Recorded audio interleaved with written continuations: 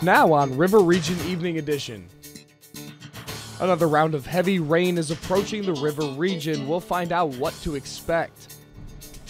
Explosives are found outside a German soccer stadium as fans arrive for a match.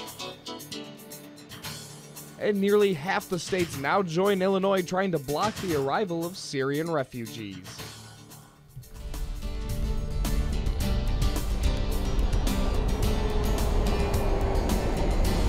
News from around the world, across the nation, and here in the River Region. This is the award-winning Student Newscast, coming to you live from Southern Illinois University. River Region Evening Edition begins now.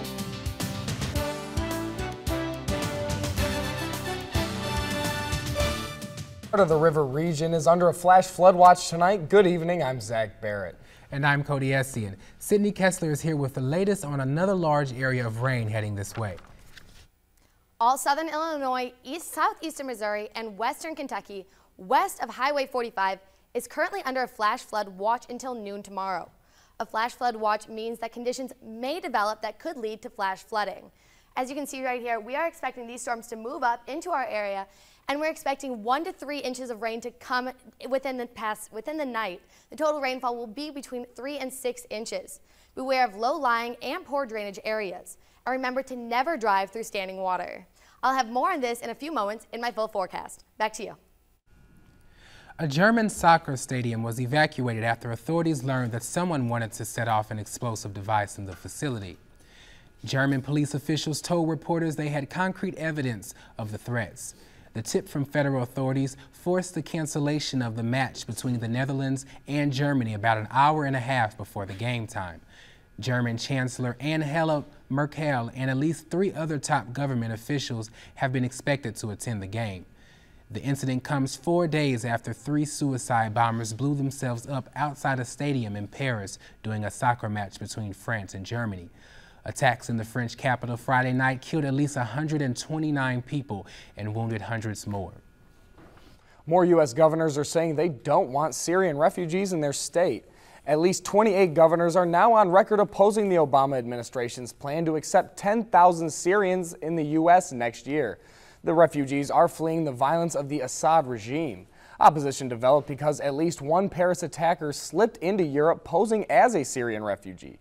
Governors in 7 states have said that they would accept the refugees, but House Speaker Paul Ryan addressed the crisis here. Peter and our committee chairs are developing a plan to address the Syrian refugee crisis. Our nation has always been welcoming, but we cannot let terrorists take advantage of our compassion. This is a moment where it's better to be safe than to be sorry. So we think the prudent, the responsible things take a pause in this particular aspect of this refugee program in order to verify that terrorists are not trying to infiltrate the refugee population. Has constitutional authority for setting the immigration policy, but individual states can limit or deny services to refugee populations. Missouri Governor Jay Nixon hasn't taken a position on screening the refugees, but he says that's the government's job. The lieutenant governor wants Nixon to not allow refugees into the Missouri state. The White House will be holding a conference call tonight to discuss the plight of Syrian refugees. Over 24 states have records saying that they will not be welcoming refugees into their state because of terror concerns. The call with administration officials is part of an ongoing outreach and communication with state and local officials. A White House official called and said the White House will share existing information about Syrian refugee admissions policies and security screening measures. Illinois Governor Bruce Rauner said yesterday he wanted to block Syrian refugees from coming into Illinois until his administration has reviewed the situation. Increased security will be enforced at Atlanta's Hatfield-Jackson Airport. Travelers can expect to see bomb-sniffing dogs, officers on bikes, and others armed with long guns. There will be also more security measures taken on behind the scenes. The city's mayor, Kasim Reed, says similar security patrols will be present at shopping centers, theaters, and Atlanta streetcars. The stepped-up security measures at the world's busiest airport come as the result of the ISIS terrorist attacks in Paris. The state's new agriculture director has left a Republican vacancy in the state legislature. Former State Representative Raymond Poe is the next director of the Illinois Department of Agriculture. Sangamon County Republicans will meet Thursday to form a search committee. Poe has been a state representative for the Springfield area for 20 years. We might be seeing some drone flights over SIU. That story is still ahead. And there's a new push to get Southern Illinoisans to do less cyber shopping and shop more locally.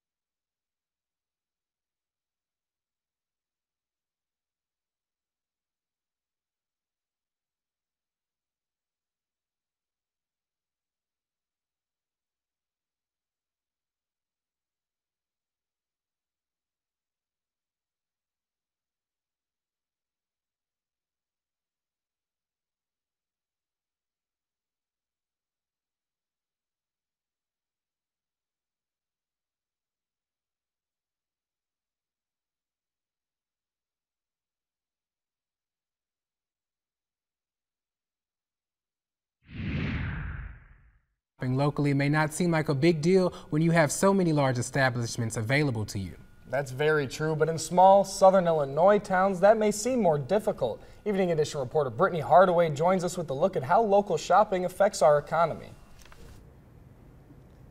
Experts tell me buying from local businesses can create more jobs, keep dollars in the local economy, and benefit the overall community well-being. With the holiday season just around the corner, this is the best time for community members to spend their dollars in the area. It's critically important that people shop locally, not just during the holidays, but through the whole time of year. For every dollar that's spent in a local service provider or retailer, it's going to circulate in the community. Shopping at a local establishment can be crucial to its survival. We need those revenues to stay in our region. We need dollars spent here to circulate, to continue to provide jobs for area people, to provide sales tax so communities can do well. Day Shift Handmade Boutique owner Chris McKinley explains the importance of shopping locally. I think the more successful businesses we have in the downtown location in Carbondale, the better, because our downtown area needs to be rejuvenated. Shopping locally at businesses just like this one will allow you to find merchandise that you can't find anywhere else. Revitalizing the downtown area goes hand in hand with how much revenue local businesses receive. When you figure, you buy a $100 item and that circulates 8 times, that's $800 in the economy. If we all do that, it makes a significant and profound difference in our local economy and for those businesses. You're supporting someone and allowing them to do something that they feel passionate about, and that makes for a happy community altogether, I think, because these people who do this love what they do. And to be able to do that and make money and support your family doing what you love to do is something that, you're really lucky if you get to do that in your life. And the Carbondale Chamber of Commerce will be hosting a Shop Local and Win event beginning the day after Thanksgiving. Many local businesses will be participating. Live in the newsroom, Brittany Hardaway. All righty, thank you, Brittany. There soon may be something new in the skies over the SIU Carbondale campus. Interim Vice Chancellor for Research Jim Garvey says drones might be allowed to operate over campus next semester. The Federal Aviation Administration placed a ban on drone use on state university property due to privacy and some dangers that come along with inexperienced flyers. But faculty say allowing drones on campus will give students a different perspective on their learning environment.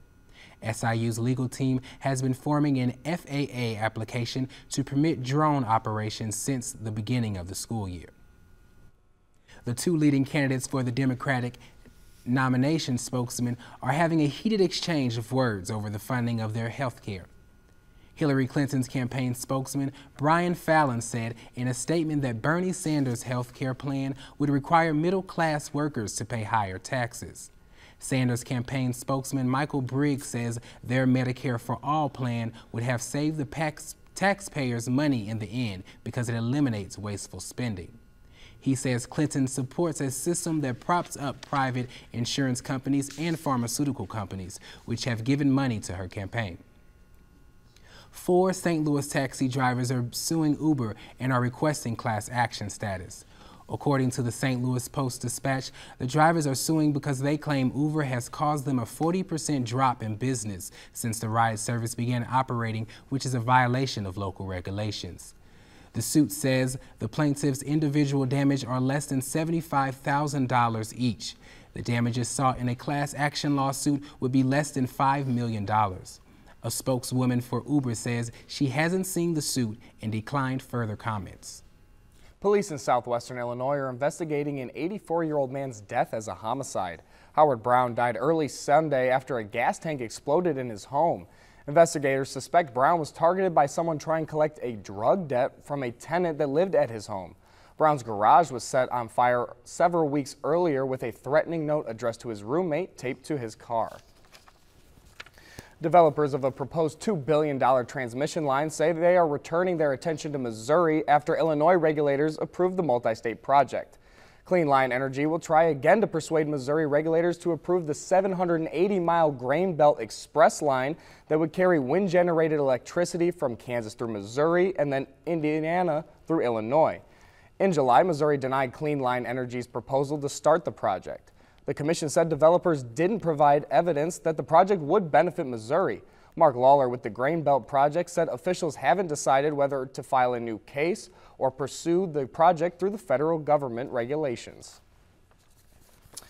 And Illinois authorities are urging hunters to be safe with their firearms, during deer hunting season. The 7-day season starts this Friday for a 3-day period, and a final 4-day period starts on December 3rd. Yesterday's statement from the Illinois Department of Natural Resources says there were 20 hunting accidents in 2014 with 2 deaths. 10 of those incidents involved falling tree stands. IDNR Director Wayne Rosenthal says this is the busiest hunting season of the year, adding the best way to enjoy it is to be aware, alert, and safe. We may see more rain tonight than we saw last night. We'll hear the latest next. And Wall Street closed with mixed results this afternoon with concerns about oil prices and terrorism affecting the markets.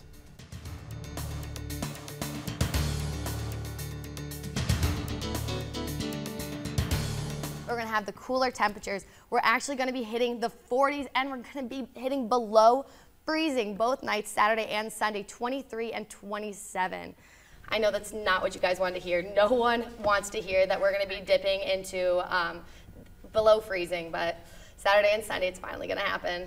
Every time we talk, I feel like you're telling me about rain or cold weather. I know, I'm the bearer of bad news all the time. Nobody likes me. I'm a birthday party ruiner, so what are we going to do? But make sure to be careful tonight, guys. Flash flooding is possible, so don't drive through any standing water. Don't play in the water. I know you like to go play out in the rain, but but just definitely don't do that. But just be careful, guys, because flash flooding is possible, thunderstorms possible, but nothing certain just yet. All right, Sydney, thank you very much. Thanks, guys. Thank you. The Saluki men's basketball team prepares for a return to the court.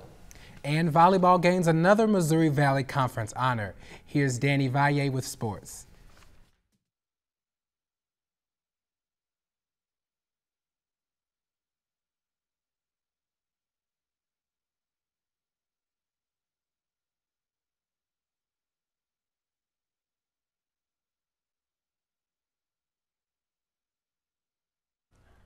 Here's some of the stories making news in days ahead. The SIU Health Center is facing problems with their wait times for counseling. Find out more about SIU baseball player who transferred from John A. Logan. Tomorrow is the SIU's men's basketball team will take on Kent State at home. Join us Monday through Thursday at 5 for River Region Evening Edition. Oxford Dictionary's 2015 word of the year is impossible to pronounce because it's not a word at all. It's an emoji, this happy yellow cartoon face shedding 2 giant tears. The official name is Face with Tears of Joy, usually used as a substitute for LOL. Every year, Oxford Dictionaries picks up a word that they think captures the year's biggest trends or changes in the English language. The organization's president says emojis are increasingly being used as a substitute for alphabetic scripts due to fast pace of digital communication. What are we coming to nowadays in America? Who knows? Who knows? But I can tell you what we're coming to tomorrow in weather. Tomorrow we're going to be seeing a high of 60, a low of 40, and over the weekend we're going to be dipping down to the 40s and hitting below freezing during the weekend. All right, Sydney, thank you very much. Thank you. And thank you for joining us tonight. Follow us on Facebook and Twitter at River Region News. I'm Zach Barrett. And I'm Cody Essien. For Danny Valle, Sydney Kessler, and more than 100 students who work on Evening Edition, good night.